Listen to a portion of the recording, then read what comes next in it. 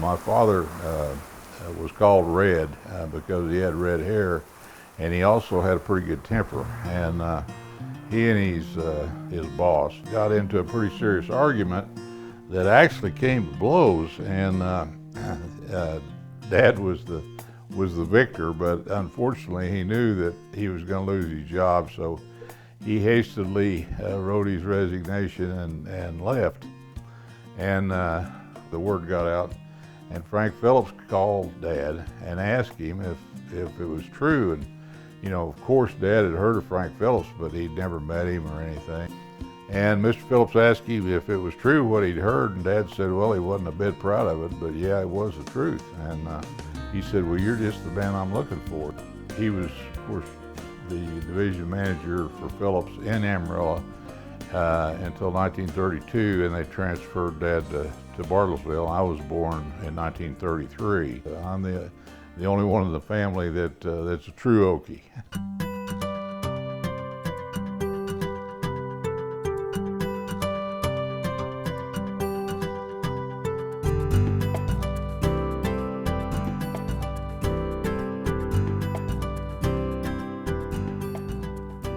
In 1938, he found a piece of property where we are right now. The president of the bank, when they signed the papers and so forth, and Dad paid for it, he said, Arthur, I don't know for the life of me why you'd want that rock pile. So, and I'll tell you, it didn't look very good. Mom and Dad did a wonderful job and put in many, many hard hours making this place look like it does today. And I've spent my life here doing the same thing, and now Robert is very active in carrying it on. So we're pretty proud of what we've been able to do. Mom, Dad, Mary, and I, and Robert, and Sally was in tow. Sally was Sally was almost here. I'm the only one that started out in this house. Yes. Mom was pregnant with Sally, and we moved down here to take care of my grandfather. So Mom had her hands full. She had 3 kids, one on the way, a father-in-law to take care of, and my dad was busy, really busy. And so, and we had gardens. We had to work hard. You had to weed. We had to weed and pick the strawberries and the beans, and then we came in and washed them all. And I wasn't born yet. Yeah. The day that she mowed down that garden was a very happy day.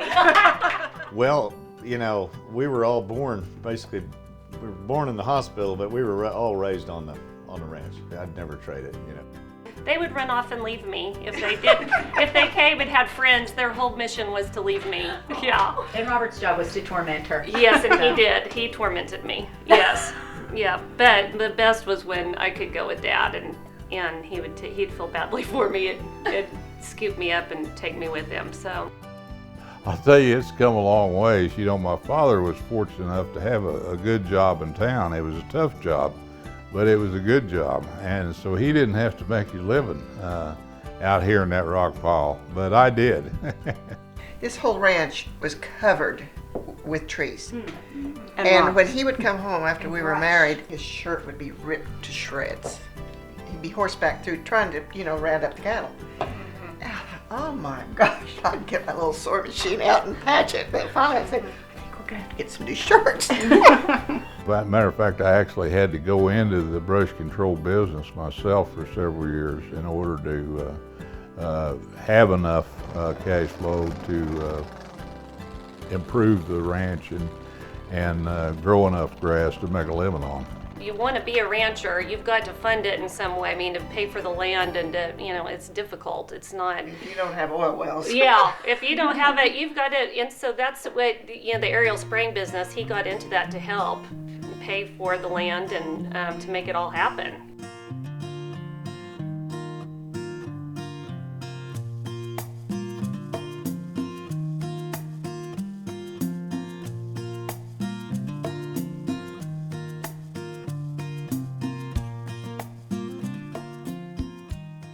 Dad is a business partner and best friend. He's always been a great dad. We've always got along very well. Dad taught me to always stay involved, and if you're gonna be on a board or be involved with a committee or a board, you might as well give it your all, or you're wasting your time and their time.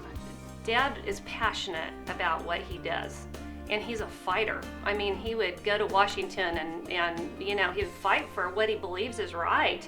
And it's tough in this business. This is a tough business. And I think Dad was one of those that really set the example of how you do it right and to fight for what you believe in. And I'm really proud of that. I'm really proud of that.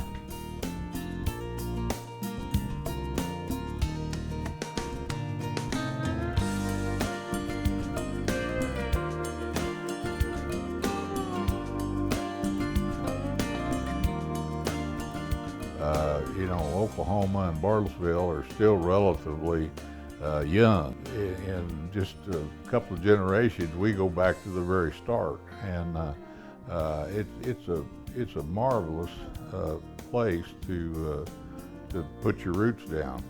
No question about that. Well, and you know, I think Bartlesville's unique because I think there are a lot of people in the community that take pride in being in Bartlesville and really embrace all of the things that you can be involved in, and not everywhere is like that. Right. You know, I think we're very fortunate.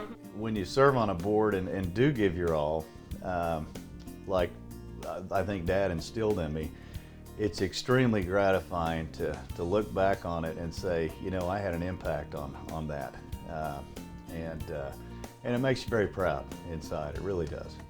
Well, I'm very proud. I'm very proud of my entire family. You know, my mom and dad, and very proud of Sally and Robert and Mia.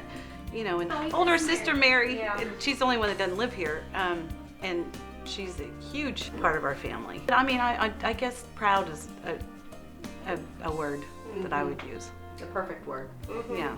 Well, Bartlesville, you know, is a very, very easy place to love. So, you know, I've always felt like Bartlesville was just so special that anything that we can do to make it even a better place to live is certainly worthwhile.